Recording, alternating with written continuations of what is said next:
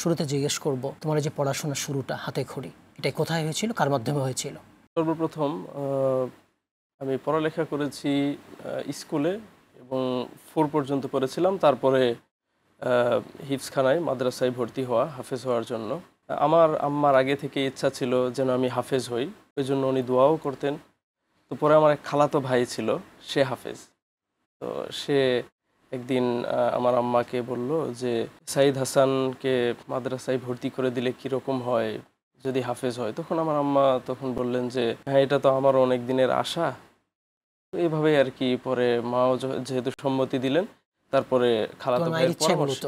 জি জি ভাইয়া, খালাতো ভাইয়ের মাধ্যমে শুরু হয়েছে এটা? জি ভাইয়া। এটা কোথায়? এটা সর্বপ্রথম শুরু করেছিলাম নওগাঁ থেকে। নওগাঁ একটা মাদ্রাসা প্রাইভেট, ওইখানে পড়েছি। তোমার বাসা কি ওখানে? জি, নওগাঁ সদরে আমার বাসা, ওইখানেই সর্বপ্রথম হিফজখানায় পড়েছি আর কি। খালাতো ভাইয়ের মাধ্যমে পড়াশোনা শুরু হলো, এরপরে কোথায় পড়েছো? সর্বপ্রথম তো নওগাঁ, ওইখানে কায়দা পড়েছি, তারপরে নাজেরা পড়ে তারপরে হিফজ, ধারাবাহিকভাবে ওইগুলো যখন শেষ হলো, তারপরে ওই খালাতো ভাই সে এইরকম টিভির যে আপনাদের প্রোগ্রামগুলো হয় তখন সে এগুলা দেখতো। আমি ছোট যেহেতু, আমাদের বাসায় টিভি ছিল না, তা আমি ওইটা দেখতে পারিনি। খালাতো ভাই দেখার পরে তার একটা আগ্রহ ছিল যে সাইদ মনে হয় পারবে। কারণ আমি হিফজে যখন ভর্তি হলাম মাদ্রাসায়, হওয়ার পরে 5 মাসের ভিতরে আমার কায়দা, আমপারা, নাজেরা সব শেষ হয়ে গেল এবং দেন 1 বছরের মধ্যেই আমার হিফজ কমপ্লিট হয়ে গেল আলহামদুলিল্লাহ। তো এটা দেখার পরে ওস্তাদও বললেন যে সাইদের ব্রেন ভালোই, তো ও আশা করি ভালো করবে। তো তারপরে আমার ওই খালাতো ভাই সে তখন বলল যে তাহলে এই টিভির প্রোগ্রামগুলো দেখি, আমার খুব ইচ্ছা যে তুমিও ওই রকম ভালো হাফেজ হবে আর কি, ভালো একজন হাফেজ হবে, ওদের মতো তিলাওয়াত করতে পারবে। তো সেই লক্ষ্যে সর্বপ্রথম আমাকে ভর্তি করালেন বগুড়া একটা মাদ্রাসা। নওগাঁ আমার শহর থেকে আরেকটু বড় শহরে আসছি, বগুড়াতে একটু দূরে। তো সেখানে 1 বছর শোনানো হয়েছে। আমার ইয়াদ খুব ভালো ছিল, বাট পড়াটা অতটা ভালো ছিল না, অতটা শুদ্ধ হচ্ছিল না যতটা আমাদের বুঝতে পেরেছি ঢাকার হাফেজদের যতটা সুন্দর এই দিকের মাদ্রাসার যেটা পড়ালেখার মান সেরকম হচ্ছিল না। যে কারণে আমি মানে যেভাবে প্রত্যাশা ছিল ওইভাবে অত দূর যেতে পারিনি। তখন আবার দেখলাম যে বিভিন্ন মাদ্রাসা থেকে যারা ভালো হাফেজ এসেছিল তাদের থেকে খোঁজখবর নিলাম এবং ঢাকায়, তারপরে ওই পরের বছরে ঢাকায় আসা। কোন মাদ্রাসা? ঢাকায় ঢাকা তাহফিজুল কোরআন ও সুন্নাহ মাদ্রাসা, যেখান থেকে বিশ্বজয়ী হাফেজ নাজমুল সাকিব করেছে, তারপরে হাফেজ জাকারিয়া ভাই, তারা আমার একসাথে ক্লাসমেট আর কি।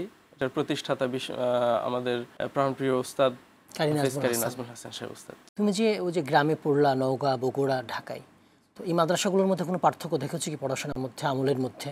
জি অবশ্যই, মানে কি পার্থক্য দেখেছো? নওগাঁতে ওইখানে ওইভাবে পড়ালেখার যে মানটা, মানে ধারাবাহিকভাবে এমনি সব জায়গায় তো পড়ানো হয়, কিন্তু নওগাঁতে ওইভাবে পড়ালেখা যে শুদ্ধ হওয়ার ব্যাপারগুলো, তারপরে ভালোভাবে সুর দিয়ে পড়ানো, ওইটার যে তারান্নুম সেইভাবে যে পড়ানো অথবা শুদ্ধতার দিকগুলো, ওইগুলো অত খেয়াল করা হতো না। মানে গতানুগতিক যেভাবে পড়া হয় ওইভাবেই পড়াচ্ছিল। তো ওইভাবে কমপ্লিট করার পরে তারপরে বগুড়াতে আসা আর কি। আমলের দিক দিয়ে কোন মাদ্রাসা বেশি ভালো ছিল?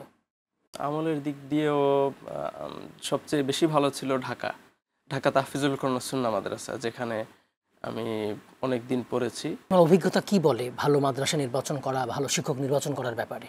অবশ্যই, মানে এইটা মোস্ট ইম্পর্ট্যান্ট একটা বিষয় যে আমি আমার সন্তানকে যদি ওইভাবে ভালো পজিশনে বা ভালো একজন হাফেজ হিসেবে দেখতে চাই, ভালো হাফেজ, ভালো আলেম এবং ভালো আখলাকওয়ালা যদি প্রত্যাশা করি যে আমার ছেলে আমার মেয়ে ওই রকম হবে, তাহলে অবশ্যই আমাকে ভালো মাদ্রাসা এবং ভালো শিক্ষক এইটা নির্বাচন করা অত্যাবশ্যকীয়। তুমি তো বলছিলা যে 4 পর্যন্ত পড়েছো স্কুলে, তো এতটুকু জেনারেল পড়ছো, এটা কার ইচ্ছায়? তারপর হিফজে আসলা? স্বাভাবিকভাবে আমরা যেহেতু গ্রামে বা নওগাঁতে বাড়ি ছিল, তো প্রথমে সব পরিবার থেকে যেহেতু ছেলে মেয়ে যারাই বেড়ে ওঠে সবাই প্রথম দিকে স্কুলে যায়, ওইভাবে আর কি স্কুলে যাওয়া। তখন তো ওইভাবে ভবিষ্যতে কি করবো বা কি হবো আগে পড়িয়ে নেই।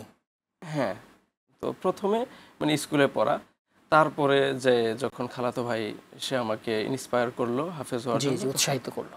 তোমার হিফজ পড়া অবস্থায় কোনো স্মরণীয় ঘটনা নওগাঁ, বগুড়া অথবা ঢাকায় এটা এখনো তোমাকে আন্দোলিত করে, মনে পড়ে? আমরা যখন হিফজ পড়েছি তখন তো এখন তো অনেকটা মানে উন্নত হয়েছে আর কি, বাট তখন কিন্তু এতটা উন্নত ছিল না মাদ্রাসায়। এখন আমরা জানি যে যদি কেউ খাটে থাকতে চায় তাও সে খাটে থাকতে পারে, আবার এয়ার কন্ডিশন তো আছেই। আছে, বাট সেই সময় এইগুলা কিন্তু এতটা উন্নত সুবিধা ছিল ছিল না। না, ফ্যাসিলিটিস ছিল না। জি, এরকম ছিল না। তো আমরা তো বিদ্যুৎ ছিল নওগাঁ বগুড়ায়? হ্যাঁ, বিদ্যুৎ ছিল, মানে বিদ্যুতের 2010-11-12 তো বিদ্যুৎ ছিল, কিন্তু মানে পুরোপুরি থাকতো না। হ্যাঁ, এতটা থাকতো না আর কি। মাঝে মধ্যে ওই হ্যারিকেন জ্বালিয়ে পড়া হতো, মোমবাতি জ্বালিয়ে পড়া হতো আর কি কি। গরম, আমি পড়েছি ওভাবে, বুঝতে পারি হ্যাঁ, আসলে। অনেক কষ্ট, অনেক কষ্ট। তো যেই বিষয়টা সবচেয়ে এখনো মনে হয় যে আমরা কষ্ট করেছি, এবং যেই কষ্ট এখনকার হাফেজরা তারা হয়তো দেখে না বা দেখবেও না ভবিষ্যতে, সেটা ঢাকা তাহফিজুল কোরআন ওয়াস সুন্নাহ মাদ্রাসায় যখন পড়তাম আর কি, 2014 সালের কথা। মাদ্রাসা এখন বিল্ডিং হয়েছে, অনেক উন্নত হয়েছে। সেই সময়ে ঢাকায় তো বিদ্যুৎ কম যায় তুলনামূলক এলাকার চাইতে। হ্যাঁ, তবুও মানে বিল্ডিংটা ওইভাবে ছিল না, অত উন্নত ছিল না। তো আমরা থাকতাম হচ্ছে নিচের ফ্লোরে আর কি, গ্রাউন্ড ফ্লোরে ফ্লোরিং থাকতাম। করে, হ্যাঁ, হ্যাঁ, ফ্লোরিং করে থাকতাম, আবার গ্রাউন্ডে সবচেয়ে নিচের। তো ওই ফ্লোরটা ছিল একটু ফাটা ফাটা, পোকামাকড়। পোকামাকড় পোকামাকড় তো এটা তো নর্মাল ছিল। আচ্ছা, আর যখন বৃষ্টি হতো, এই বৃষ্টি হলে দেখতাম যে রাত্রের বেলা হয়তো ঘুমিয়ে পড়ছি, সারাদিন অনেক কষ্ট করে পড়াশোনা করে। ফজরের আগ থেকে পড়া, সারাদিন পড়তাম। আবার বিশেষ করে যেহেতু মানে কম্পিটিশনের ইচ্ছা ছিল, মেহনতটাও অনেক বেশি ছিল, তো সারাদিনই পড়া হতো, খাবারের টাইম আর অল্প ঘুম ছাড়া পড়া হতো। তো রাত্রের বেলা স্বাভাবিকভাবেই টায়ার্ড থাকতাম। জি জি। তো শুয়ে যাওয়ার পরে ঘুম চলে আসতো। হঠাৎ মাঝে মধ্যেই দেখতাম বৃষ্টি যখন হতো, বৃষ্টির সময়, বর্ষার সময়, তখন রাত্রের বেলা দেখি যে পায়ে ঠান্ডা লাগতেছে। তো এই ঠান্ডা অনুভব করার পরে ঘুমটা ভেঙে গেল। যখন যাওয়ার পরে দেখি যে এই যে বিছানার প্রায় অর্ধেক পর্যন্ত ভিজে গেছে, ভিজে গেছে। বৃষ্টি ঢুকে গেছে। হ্যাঁ, বৃষ্টির পানি ঢুকে বৃষ্টির গেছে। পানিতে মানে আশপাশের এলাকাগুলো অনেকটা হয়ে গেছে, মানে প্লাবিত হয়ে গেছে। তারপরে ওইটার পানিটা ওই ফাটা দিয়ে, মানে নিচের ছিল, ওইটার ফাটা দিয়ে উঠে যেত, আমাদের বিছানা ভিজে যেত। তো এই কষ্টগুলো আমরা করেছি। তখন দেখে গেছে আর রাত্রে ঘুমানোর সুযোগ নেই, ওইভাবেই দাঁড়িয়ে দাঁড়িয়ে পড়েছি। তো যাই হোক, তখন দাঁড়িয়ে। দোয়া করতাম যে আল্লাহ যাতে কবুল করে তার কোরআনের জন্য। তো সেই জন্যই আল্লাহ হয়তো একজন ভালো হাফেজ হিসেবে কবুল করছে। আল্লাহর শুকর। মারহাবান মারহাবান মারহাবা।